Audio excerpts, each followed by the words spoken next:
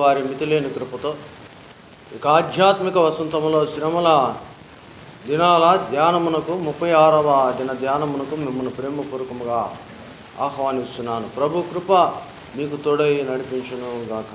ఆమేన్. హల్లెలూయా.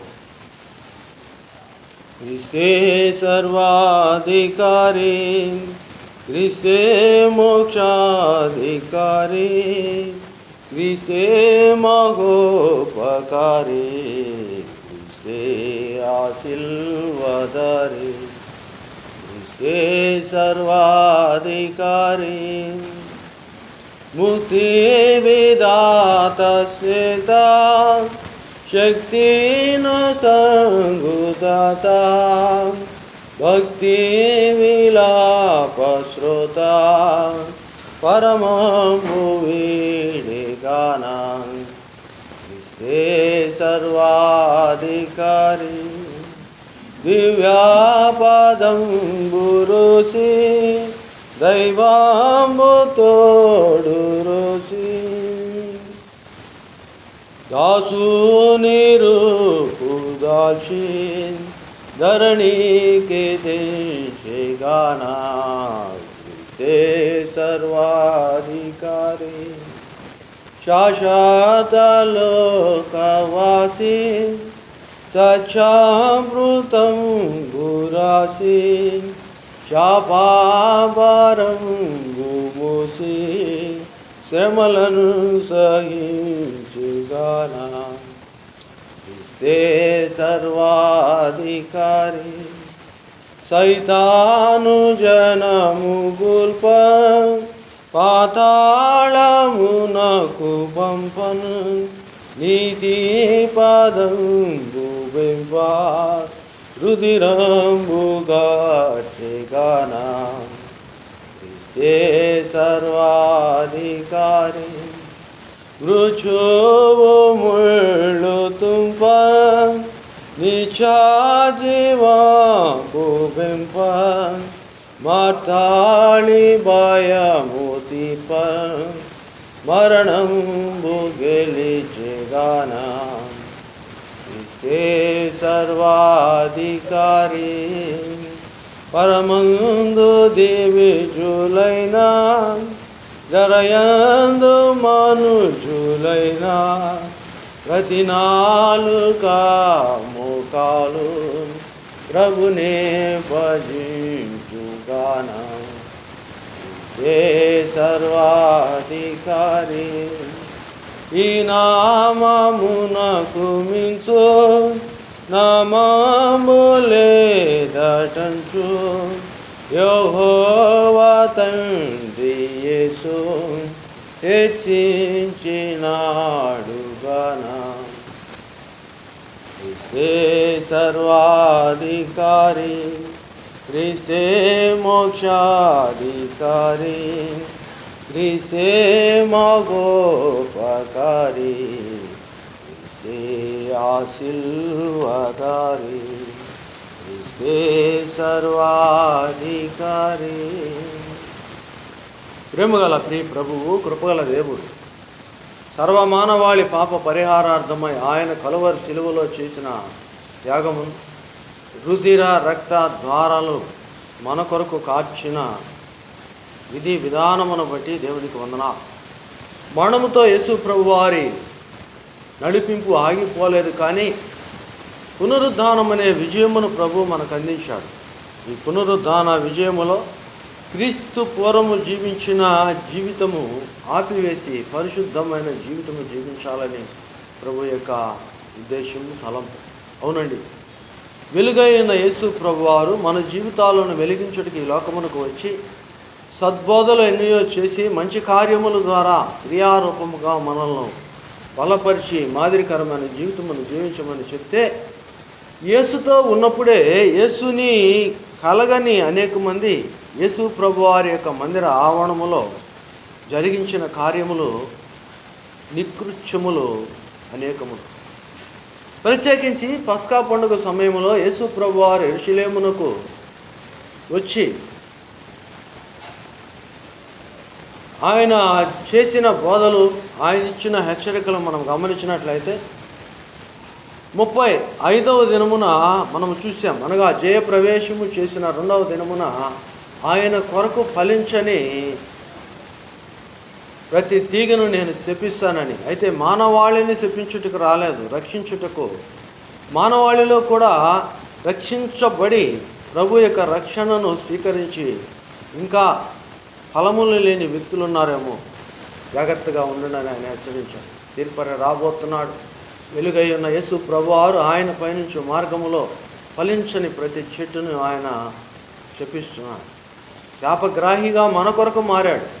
ఆయన నోటి మాట తథ్యం నిత్యం. అందుకనే భూమి ఆకాశములు గతించినను నా మాటలు ఎన్నటికీ నీ గతించమని ప్రభువు చెప్పాడు. గతించని మాటల వైపు అనేకులు తిరుగుతున్నారని అక్కడ ఉన్న పరిచయులకును, శాస్త్రులకును, మత పెద్దలకును, ప్రధాన యాజకులకును పట్టలేని కోపం వస్తుంది. ఎందుకంటే వారి వెనక ఉండవలసిన ప్రజలు ఇప్పుడు నిత్య జీవమైన యేసు వైపు వెళుతున్నారు, యేసుని వెంబడిస్తున్నారు, యేసుతో పయనిస్తున్నారు. కనుకనే ఈ దినమును చూడండి, మత్తయి సువార్త 22వ అధ్యాయము ఆయన ఉపమాన రీతిగా చెప్తున్నాడు. చెప్పిన తర్వాత 15వ వచనం నుంచి మనం గమనించినట్లయితే, మత్తయి సువార్త 22వ అధ్యాయము 15వ వచనం నుంచి మనం గమనించినట్లయితే, అప్పుడు పరిసయ్యులు వెళ్ళి మాటలలో ఆయనను చిక్కుపరచవలనని చేయొచ్చు. ఏం చేస్తున్నారు వాళ్ళు? ప్రభు కోసం నిలబడవలసిన వారు, ప్రజలకు రక్షణ కల్పించవలసిన వారు, ప్రజల పక్షమున ఉన్న ప్రభువుని మాటలలో చిక్కుపరచవలనని ప్రయత్నాలు చేస్తున్నారు. ఇంకా గమనించండి, 16వ వచనాన్ని చూసినట్లయితే, బోధకుడా నీవు సత్యవర్తనుడవై ఉండి దేవుని మార్గమును సత్యముగా బోధించుచున్నావనియు, నీవు ఎవరిని లక్ష్య పెట్టవనియు, మోమాటము లేనివాడవనియు ఎరుగుదము. We are going straight forwardly. నీలో దాపరికము లేదు, నీలో మోసం లేదు. సత్య ప్రవర్తనుడవు, సత్యమునే బోధించుచున్నావు, సత్యవంతుడవు. మరే ప్రభువుని పాటించవలసిన వారు, ప్రభువుని ప్రజల్లోనికి అందించవలసిన వారికి యథార్థత, ఈ సత్యవర్తన ఉండవలసిన పని లేదండి. ఆలోచించండి. ప్రభు కొరకు ఏర్పాటు చేయబడిన ఈ ప్రజలు, ప్రభువు వెంబడించుచున్న ఈ ప్రజలను బలపరచవలసిన ఈ పరిచయులు, శాస్త్రుల్లో యథార్థత లేదు. ప్రభువుని యథార్థవంతుడు అని ఒప్పుకుంటున్నారు, కానీ ప్రభు బిడలుగా వారిలో యథార్థత ఏది? వీరిలో మీ యొక్క సత్ప్రవర్తన ఏది? ఆలోచించండి.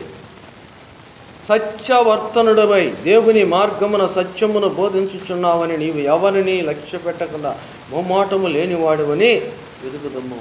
ప్రియులరా, దేవుని బిడ్డలుగా మీరు కూడా ఈరోజు సత్యవర్తనుడి యొక్క, సత్యశీలి యొక్క, సత్య సంబంధి అయిన యేసు ప్రభు వారి నడుస్తున్నారా?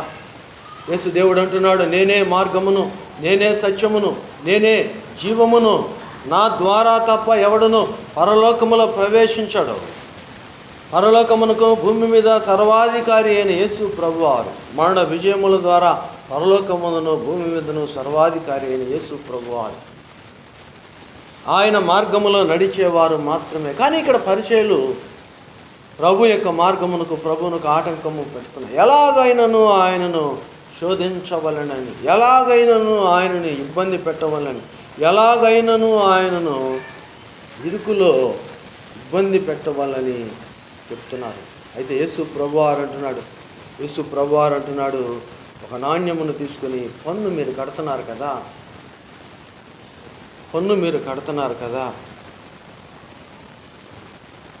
కైసరుకు పన్ను ఇచ్చేట న్యాయమా కాదా అని ఆయన అడిగినప్పుడు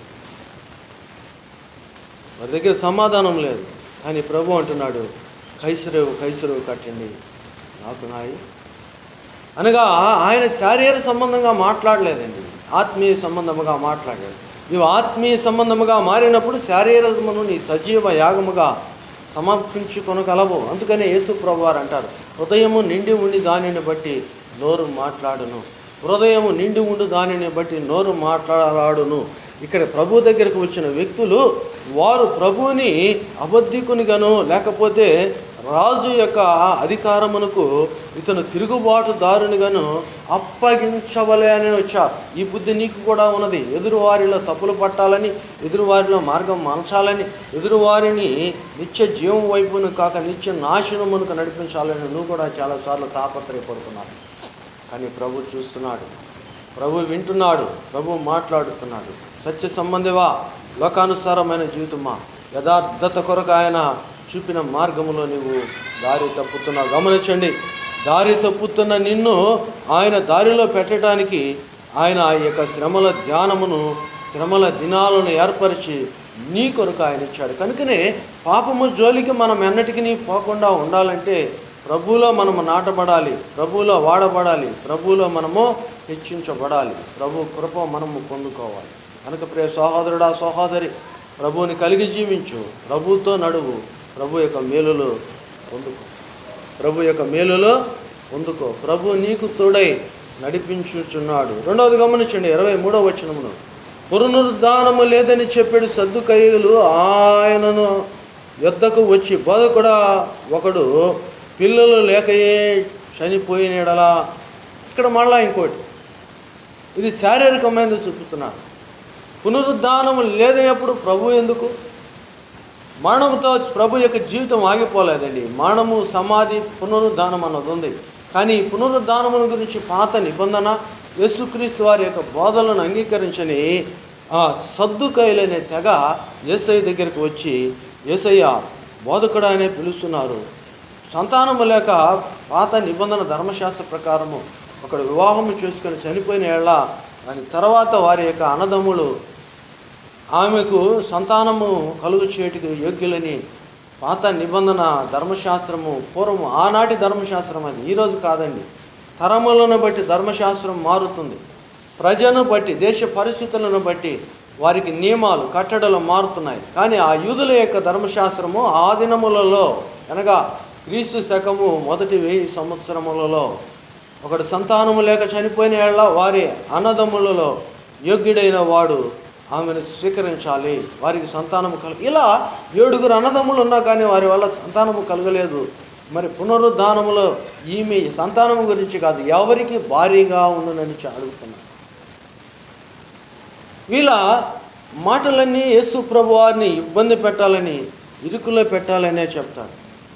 కానీ యేసు ప్రభు వారి మాటలకు ఎంత చక్కని సమాధానం ఇస్తున్నాడో గమనించండి. మత్తయి సువార్త 22వ అధ్యాయము 31వ వచనాన్ని, 32వ వచనాన్ని, 33వ వచనాన్ని మనం చూసినట్లయితే, మత్తయి సువార్త 22వ అధ్యాయము 31, మృతుల పునరుద్ధానమును గూర్చి నేను అబ్రహాము దేవుడను, ఇస్సాకు దేవుడను, యాకోబు దేవుడనై ఉన్నానని దేవుడు మీతో చెప్పిన మాట మీరు చదవలేదా?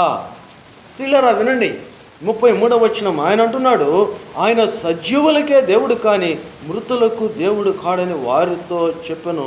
జనులు అది విని ఆయన బోధకు ఆశ్చర్యపడింది.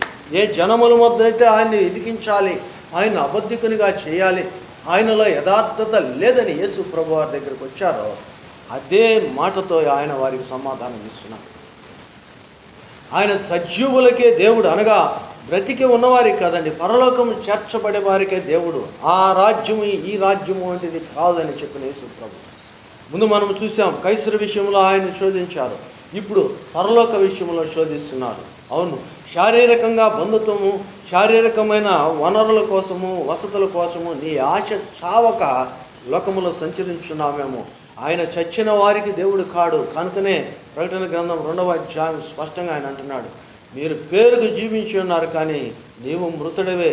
బతికి ఉన్నావు కానీ దేనికోసం బతుకుతున్నావో తెలియట్లేదు. మందిరానికి వస్తున్నావు కానీ దేనికోసం జీవిస్తున్నావో తెలియట్లేదు. తెలుసు కానీ ఆశను వదులుకోవట్లేదు. ఎలాగైనాను ప్రభువును శోధించవలను, ఎలాగైనాను ప్రభువును తప్పుదారి పట్టించవలను, ఎలాగైనాను దేవుని యొక్క నీతిని దుర్వినియోగం చేయవలని చెప్తున్నాను. కనుకనే ఇక్కడ ప్రభు అంటున్నాడు, నేను అబ్రహాము, ఇస్సాకు, యాకోబుల దేవుడు అన్న మాట నిజమే. ఆది నుంచి నేను అంతము వరకు నేను దేవుడిని, కానీ నేను సజీవులకే దేవుడని. పాపము చేయు ప్రతివాడు మరణమును పొందును. అనగా ఎడబాటుతో కూడిన జీవితం. ఎవరికయ్యా అంటే ప్రభువుకి ఎడబాటు. ఈ ఎడబాటు జీవితం ఈరోజు నీకు ఉన్నదేమో. ఎడబాటును తీసుకువస్తున్న ఈ యొక్క అపవాది సంబంధికులు, ఎడబాటులో జీవిస్తున్న ఈ యొక్క లోకపరమైన తెగలు, లోకపరమైన జాతులు, అది మతాలు కావచ్చు, భేదాభిప్రాయాలు కలిగించేవారు కావచ్చు, గొప్ప పేద, స్త్రీ పురుష, చదువు, లేకపోతే జీవితంలో వారికి ఇచ్చిన ఆ విధి విధానాలు, మనుషులు తెచ్చుకునే ఈ యొక్క స్థితిగతుల నుంచి ప్రభు నిన్ను దూరపరుచుచున్నాడు.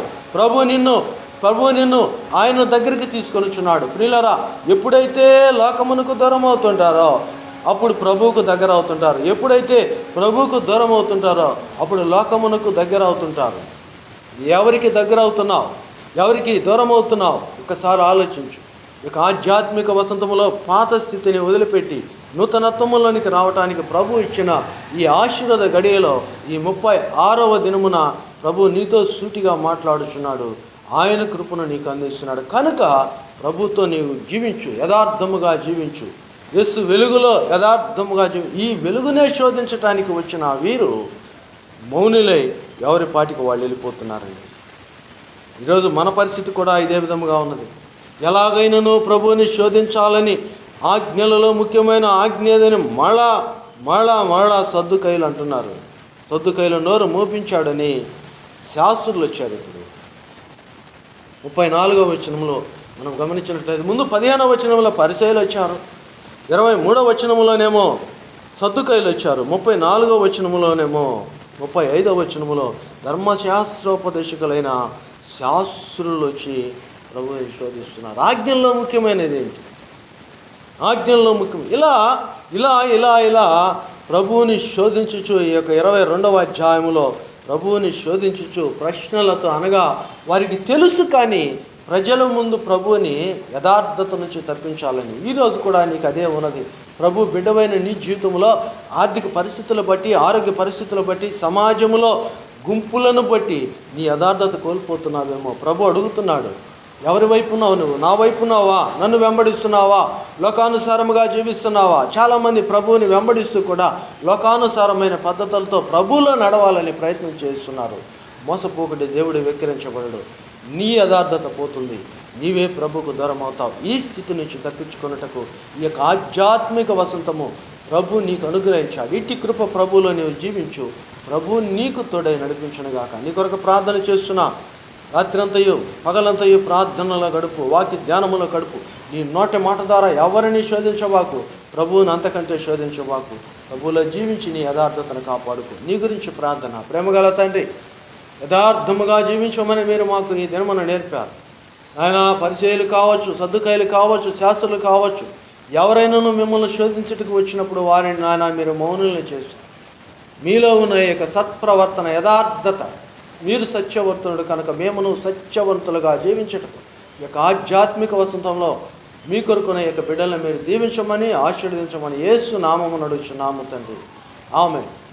తండ్రి, కుమార, పరిశుద్ధాత్మ త్రియక దేవునిలో దాగి ఉన్న దీవెన, సత్ప్రవర్తనతో సత్పురుషుడైన యేసు ప్రభు వారిలో ఉన్న యథార్థత, శిలువ ధ్యానములో ఏకీభవించి 36వ దినమున యథార్థతతో జీవించుటకు ఇష్టపడిన మీకెల్లరికను ప్రభు తోడై నడిపించునుగాక. ఆమేన్. హల్లెలూయా.